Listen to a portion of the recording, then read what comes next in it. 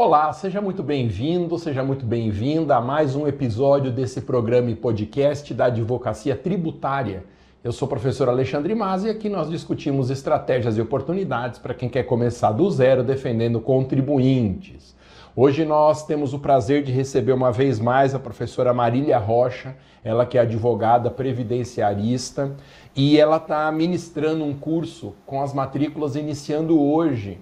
O curso de advocacia previdenciária na minha escola. Ela divide com a professora Larissa e esse curso ele tem matrículas iniciadas hoje e só para quem se matricular hoje na sexta-feira tem o cashback. Ou seja, o valor do investimento, que é de R$ 997, você ganha um bônus nesse valor para contratar qualquer outro curso da minha escola. Não perca essa chance, o link está aqui na descrição desse vídeo para você entrar num grupo de WhatsApp e lá no grupo você fazer a sua matrícula com o cashback. Hoje nós vamos falar de pensão por morte, lembrando que o objetivo desses conteúdos é estabelecermos parcerias. Então, sempre que tiver uma causa no seu escritório que você precisar de ajuda, entre em contato comigo. A produção, a qualquer momento, vai colocar aqui qual é o nosso telefone de colaboração no WhatsApp para parcerias. Então, o número é 965-18-0648. Entre em contato conosco, 965-18-0648. É um número exclusivo para o WhatsApp. Não consigo receber chamadas e o objetivo único desse grupo aqui, né, dessa nossa conversa pelo WhatsApp é para parcerias na advocacia. Não consigo tirar dúvidas sobre as lives aqui. Legal, então seja muito bem-vinda, professora Marília Rocha. Mais uma vez eu agradeço a sua disponibilidade. Eu sei que não é fácil, sua agenda é muito concorrida, mas é um prazer para todos nós te ouvirmos. Professora Marília, pensão por morte. O que nós precisamos saber a respeito desse assunto que está no curso de advocacia previdenciária da escola? Sim, bom dia a todos que estão nos ouvindo, participando agora conosco dessa live. É um prazer também estar aqui, contribuindo com conhecimento. Oi? Contribuindo, né, com o conhecimento dos alunos. Bom, vamos falar sobre pensão por morte, então. Um benefício que aparentemente é simples, mas tem muitas peculiaridades aí por trás da concessão desse benefício.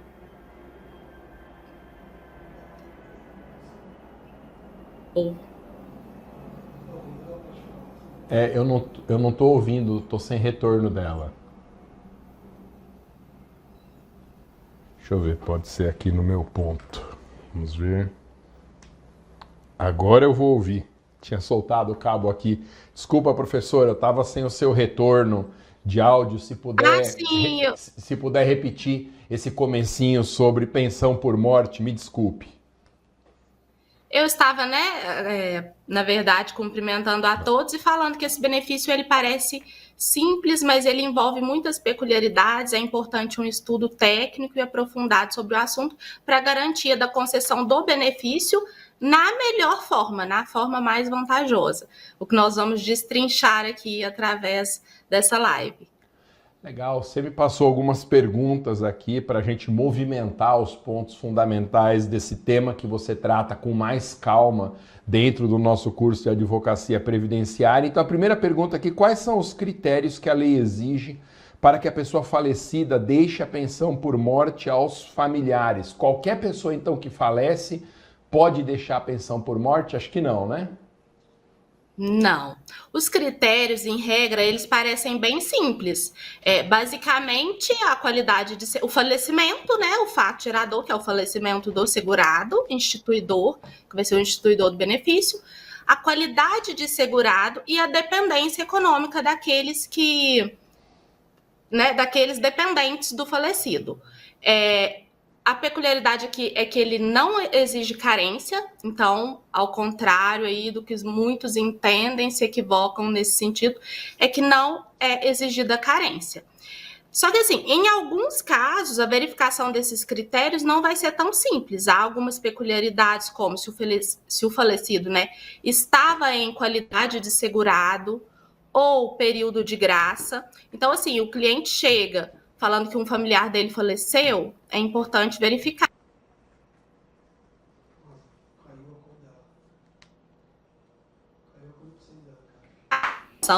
que tinha com o falecido prevista em lei, e se esse falecido ele estava em qualidade de segurado. Outra questão importante é o motivo do óbito, porque o motivo do óbito pode influenciar no cálculo do benefício, como em casos de acidente de trabalho, em que o valor do benefício ele terá um cálculo mais vantajoso. Então, assim, os critérios básicos é verificar essa questão da qualidade segurada e da dependência econômica, mas é necessário adentrar em outros aspectos para verificação do direito e da forma como vai ser concedido esse benefício. Quer dizer, então, que se o segurado tiver pago um mês só de contribuição e falecer, preenchidos os outros requisitos, ele deixa essa pensão, vamos dizer assim? Isso, porque não tem a carência. Porém, tem outro ponto. Se ele tiver contribuído por menos de 18 meses, o dependente vai receber por apenas 4 meses. Então, não basta ter somente, né, o direito, tem essa questão da duração. A depender da situação, a duração será menor. Eu comentei na nossa conversa anterior que não sei a situação de todo mundo que nos ouve, mas eu tive um curso de previdenciário muito reduzido na graduação. Faz muito tempo que eu estudei. Eu disse para você antes de começar que tudo que eu souber de pensão por morte eu estou aprendendo com você aqui e das aulas que eu assisti do curso. Eu só lembrava o fato gerador da pensão por morte, que também não é uma informação muito difícil de se guardar. Uma segunda pergunta, professora Marília: em que situações o dependente pode pleitear a pensão por morte, mesmo após a perda da qualidade de segurado? Esse ponto aqui o advogado tem que ter muita cautela, porque, em regra, se o falecido, no momento do óbito, não tinha qualidade de segurado, possivelmente será informado ao cliente que ele não tem direito, né? Mas existem duas situações que a lei prevê que, mesmo que o segurado falecido tenha perdido a qualidade de segurado, os dependentes poderão ter direito a essa concessão do benefício, que é no caso se o segurado estava incapaz para o trabalho, ou incapaz, né? Incapaz de realizar ali suas atividades, ele estava doente mesmo. E ele teria direito, ele fazia jus a algum benefício por incapacidade, ou seja, ele deveria estar recebendo o benefício, né? Ou se ele tiver atingido os requisitos para uma eventual aposentadoria em qualquer modalidade. Nessas duas situações, se ele fazia jus a esses benefícios e não chegou a solicitar, ou o INSS não analisou, houve alguma negligência do INSS, o dependente poderá ter direito à pensão por morte, porque o segurado falecido deveria estar resguardado, né? Assistido pelo INSS através de um benefício. Legal. Nas nossas conversas anteriores, nas outras lives, vocês chegaram a comentar uma coisa muito interessante, que na advocacia previdenciária há uma satisfação muito grande de poder ajudar as pessoas que de fato estão precisando do nosso serviço, que em outros nichos não necessariamente é algo que acontece.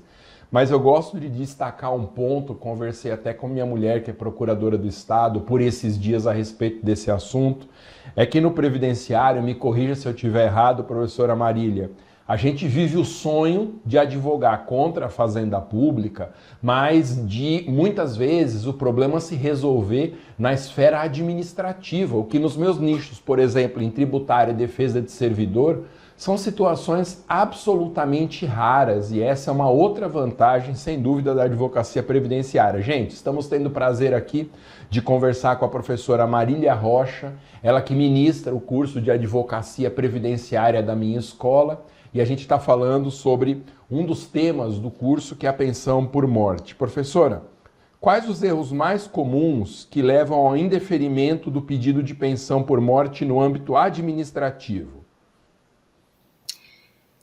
Fazendo até uma ponte com isso que o professor Maza falou, essa questão de atuação no âmbito administrativo. A falta de conhecimento técnico, que inclusive ela pode ser suprida através, né, dos cursos, do estudo, é o principal erro mesmo, porque ele compromete a questão probatória. É muito importante a verificação, a organização documental, porque não basta requerer o benefício, ele deve ser requerido no prazo, não basta comprovar a relação, né, do falecido com o familiar ali dependente. Deve ser comprovado o tempo dessa relação. É necessário verificar, né, as inconsistências do CNIS, que é o extrato previdenciário do segurado falecido, verificar os dados do segurado, verificar a documentação.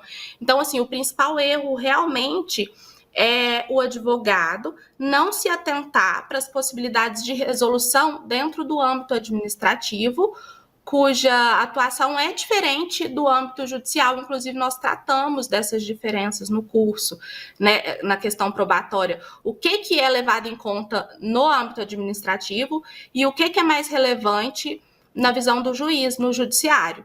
São questões... No judiciário, as provas são mais amplas, mais subjetivas.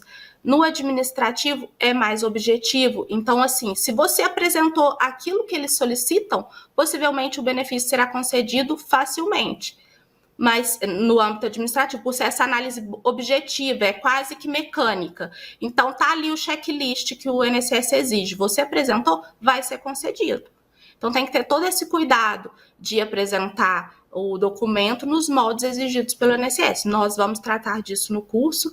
Então, assim, por exemplo, se você não comprovar que o relacionamento durou mais que 2 anos, a viúva ela pode receber o benefício por apenas 4 meses. Então, se o advogado comete o erro de juntar apenas um documento, por exemplo, de um período mais remoto, né, mais do passado, possivelmente será entendido que não houve ali a continuidade da relação, no caso de união estável, né? Então, é necessário se atentar para as peculiaridades legais e garantir a concessão da forma mais vantajosa, de acordo com o direito do cliente.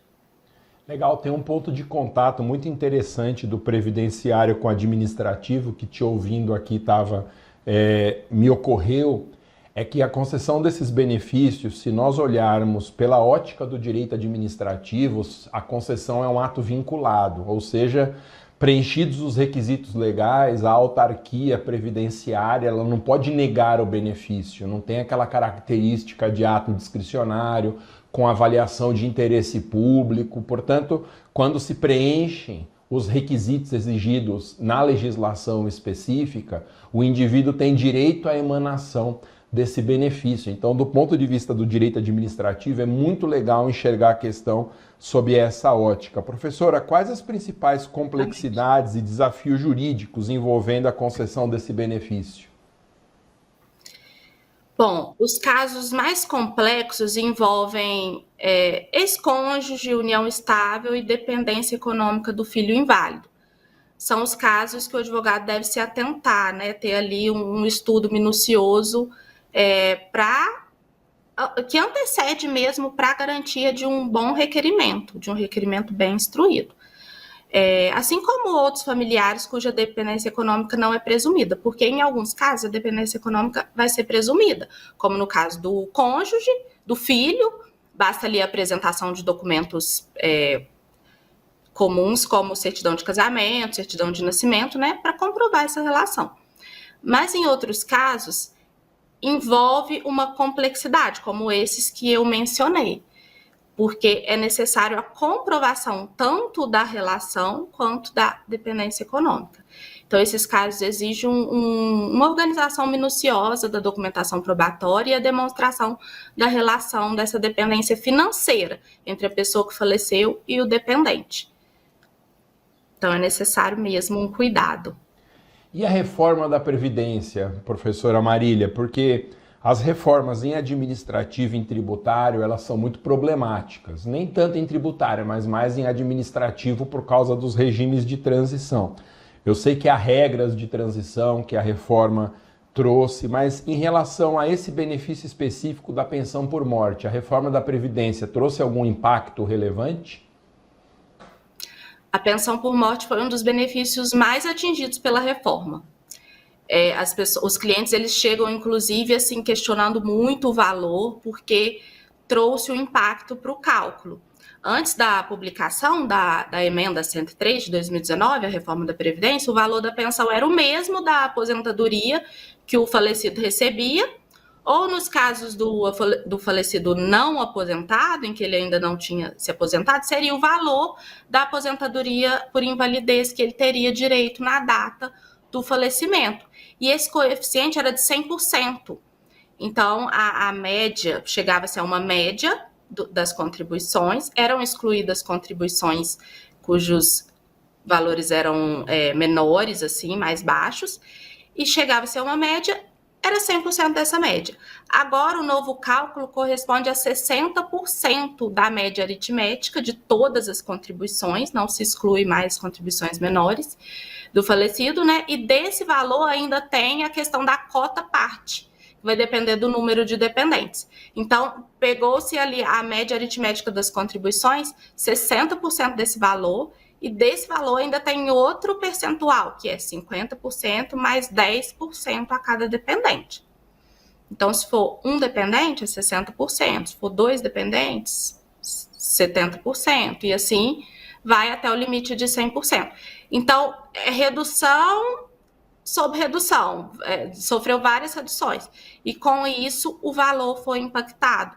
A reforma da Previdência trouxe esse cálculo que impactou bastante o valor do benefício mesmo.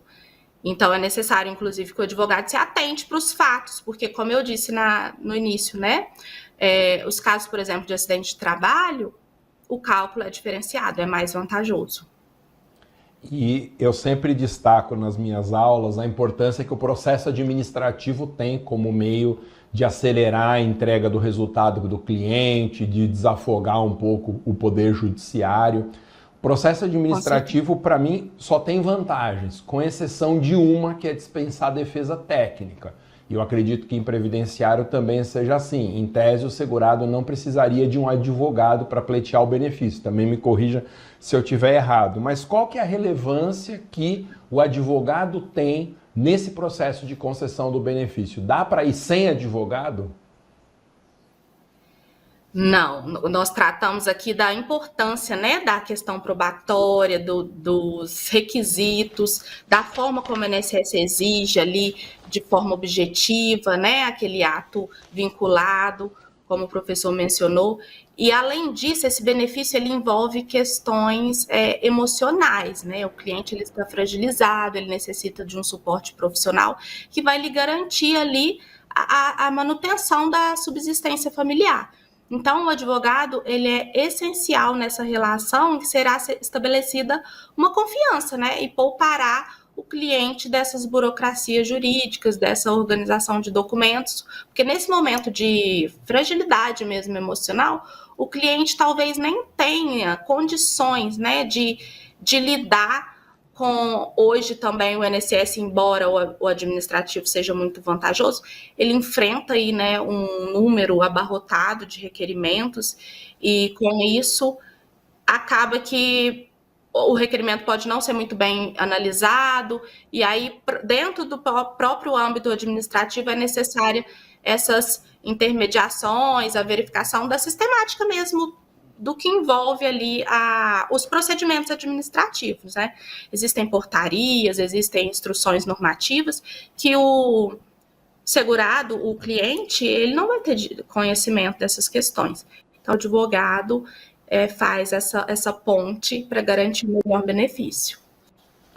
E para a gente encerrar, professora, eu sei que você é suspeita para falar disso, mas a gente precisa ouvir. Atuar em previdenciário é interessante porque traz essa satisfação, isso a gente já sabe, mas em termos de rentabilidade financeira, que é um elemento importante, afinal a gente tem que sobreviver da nossa profissão, é a única fonte que nós temos de renda.